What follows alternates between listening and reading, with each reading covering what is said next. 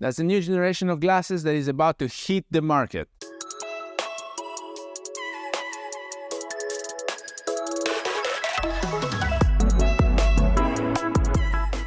Hello everybody, welcome back to the channel. Thomas Love here from beautiful Vancouver, British Columbia, and today we're gonna see together these new glasses that are starting to appear because finally research and development focus on the optical innovation and not anymore on technology, on the cameras, on the in-body stabilization, on the AF tracking, so on and so forth. But finally we remembered where we came from, and so optical innovation was key.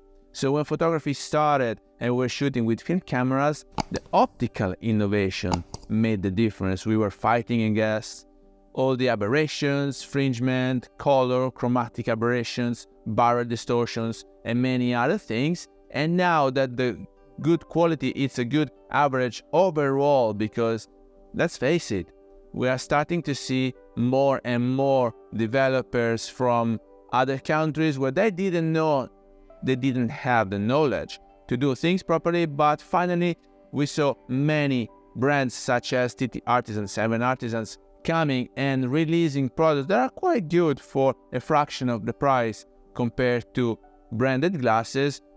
And we kept investing in good glasses because Leica, Voigtlander, Zeiss, they were top notch, and finally Panasonic made their appearance among the top quality level, because let's face it, they joined the M-mount alliance a few years ago. They were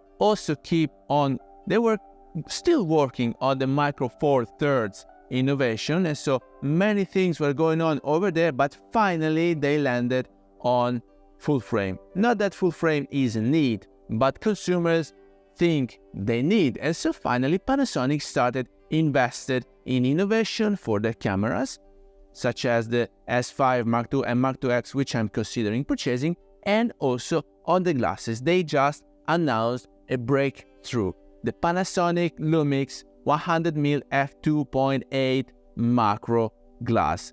It's such a beauty because it gives you 100mm, a lot of reach and also macro capabilities in such a compact lens. Now, I'm very fond of compact lens, and this is also why I love the Leica Q2 that I'm using right now to record this episode, and this is why I enjoyed so much the Little Pixie, which is a rangefinder that I was using last year, because when you're using the rangefinder, then you have such a compact and lightweight body that you can always have with you, like your EDC hanging on your neck, and also the glasses are such a miniature compared to what we're used to coming from SLR, DSLR, and then mirrorless. So when I started my journey with SLRs back then, and then I transitioned to DSLR, I was used to going around with a trolley packed with glasses. I had the base kit was 24-70, 70-200, and then a 50mm f1.4, and then all together, plus the camera, plus the spare batteries, plus the tripod, plus the flashlights and other lights, the reflectors, it was such a big and heavy gear. Why right now with Panasonic we can start working on the other way and have a regular shaped body such as the S5 Mark II, which is a bit bigger to what I'm used to, but it has an internal vent, so that's a fair excuse to have. And then with these glasses, I was starting looking at miniature glasses because I am now working on a new project and I'm shooting a lot of interior shots, and so my Leica was not wide enough.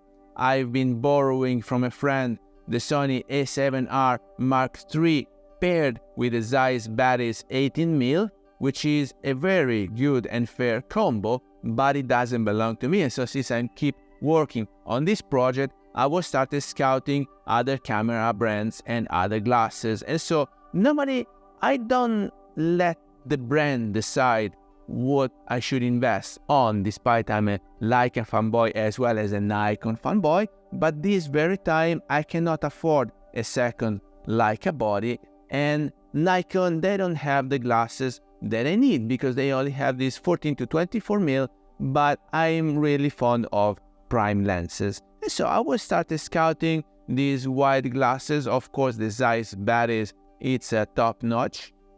But I was starting investing and having a look at how the Sigma 17mm f4 performs, because it is another of the new generation of glasses that appeared in the market, or the Sigma contemporary eye line, which the 17mm is part of. They have a great construction quality, and they are such small glasses for 200-300 grams. It is very comparable to the rangefinder glasses we were all used to. And so finally, with these such small and lightweight glass, the 17mm f4 from Sigma and the Panasonic 100mm f2.8 Macro, well, any DSLR is compact and lightweight, so you don't have to take into account anything. You don't have to use trolleys, you don't have to use big bags, and it is so practical because I'm all in for the EDC, so pocketable cameras that you can always have on you, or you can always wear, like Mr. Thorsten Overgaard would say. And so why is this also good? So in the case of the Sigma, you know you are compromising on certain things because it is not comparable to the full-size batteries 18mm, of course, but is half the price, half the weight, and half the dimension. And so we are willing to compromise over there, knowing it beforehand, because you know what you are going to buy. But this Panasonic 100mm, I don't think I saw any compromise on that. There's no fringement, there's no barrel distortion, everything is perfect. Also, the macro capabilities, it's such a good lens to have. It would be good for portraits and eventually also for streets. And so Panasonic 100mm f2.8, it's such a good innovation because the construction quality is good, it is weather sealed, and it gives you anything that you would get from other brands such as the Sigma 105 in such a small and compact way.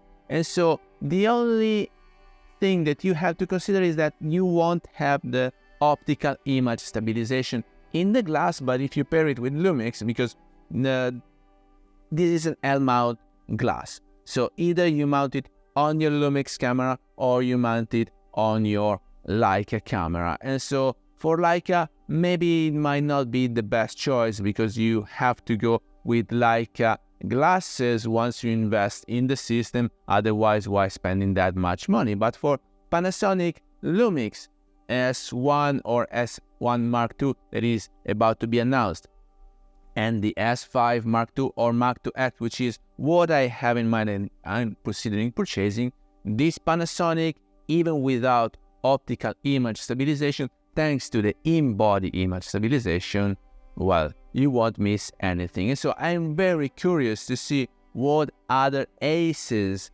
Panasonic will have up in their sleeves, and I will be able and ready to invest in the system because, let's face it, L-mount Alliance is a great choice right now. They are not compromising on anything. Maybe Panasonic a few years ago was really investing in the Micro Four Thirds, and so Sony was the main competitor considering.